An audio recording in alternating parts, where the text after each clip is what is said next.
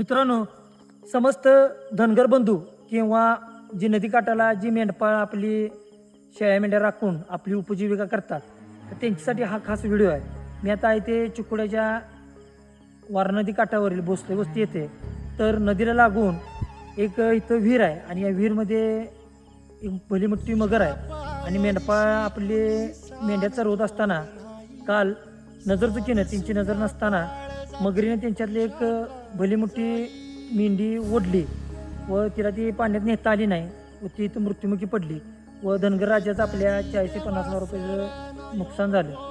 तर सर्व शेतकरी असतील किंवा धनगर बंधू असतील यांनी नदीकाठाला आपली जनावरं, आपल्या मेंढ्या किंवा आपण स्वतः वावरताना योग्य ती काळजी घ्यावी हीच विनंती.